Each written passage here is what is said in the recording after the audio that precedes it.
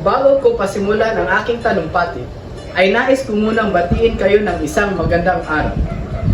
Maraming salamat sa inyong pagdalo upang masaksihan at mapakinggan ang bawat salitang aking bibitawan na alam kong marami kayong matututunan. Ano ang lakbay sa Naysay? Ang lakbay sa Naysay ay isang uri ng pagsusulat na naglalaman ng mga personal na karanasan, obserbasyon at pagmamasid ng isang manunulat sa kanyang mga paglalakbay. Ito ay isang anyo ng pagsasalaysay kung saan ipinapakita ng manunulat ang kanyang sariling karanasan habang naglalakbay. Sa pamamagitan ng mga salitang susundan, nailalarawan ng manunulat ang mga lugar na kanyang pinuntahan, mga tao na kanyang nakilala at mga bagay na kanyang naranasan. Ito ay isang paraan upang maibahagi ang mga pag-usbong, pag-ahon o pagkakabigo sa mga paglakbay. Kahulugan ng lakbay sa Naysay. Ang lakbay sa Naysay ay naglalayong magbahagi ng mga emosyon, kaalaman at pag-usbong ng isang manunulat habang nasa mga paglalakbay. Ito ay isang personal na pagsasalaysay na nagbibigay daan sa mga magbabasa na magkaroon ng mas malalim na pag-unawa sa mga kultura, tradisyon at mga puok na hindi nila karaniwang naranasan.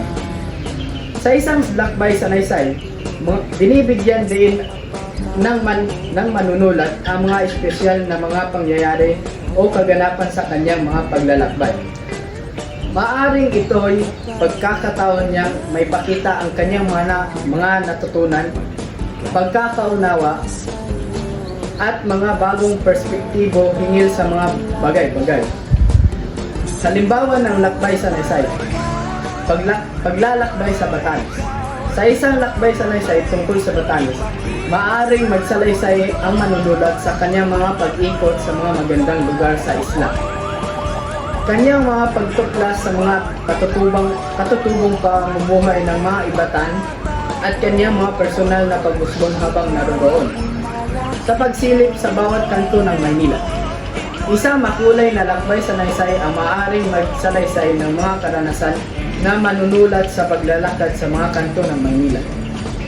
Maaaring isama niya ang mga pagkain na natikman, mga kwentong nakuha niya mula sa mga taong nakausap niya sa mga lansangan, at kung paano ito nakakatulong sa pag-unawa sa kultura ng lungsod. Paglalakbay sa ibang bansa. Kung may pagkakataon ang isang manunulat na maglakbay sa isang bansa, maaaring magsulat siya ng lakbay sa Naysay tungkol sa kanyang mga karanasan sa ibang kultura. Maaaring niyang isalaysay ang kanyang pagtuklas sa pagkakaiba ng mga tradisyon, wika at pagkain. Paglalakbay sa kapwa. Hindi lamang sa malalayong lugar maaaring magkaroon ng lakbay sa Naysay. Maaaring magsalaysay ang isang manunulat tungkol sa kanyang mga paglakbay kasama ang kanyang mga kaibigan o pamilya. Mga layunin ng lakbay sa Naysay. Nagbibigay ng impresyon.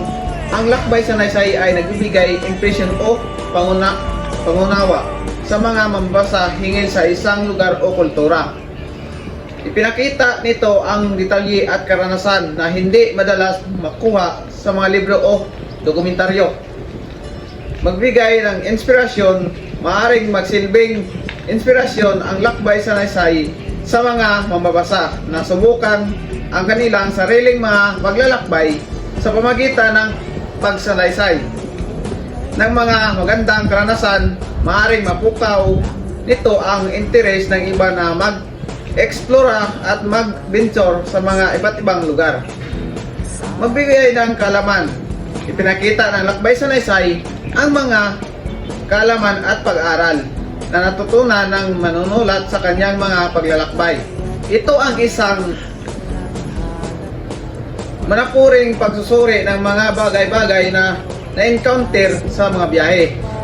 Magbigay kasiyahan. Ang lakbay sa Naysay ay maaaring magbigay kasiyahan sa mga mamabasa.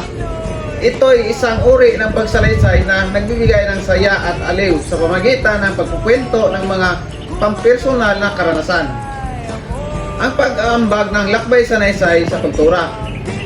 Ang lakbay sa Naysay ay may mahalagang papel sa kultura.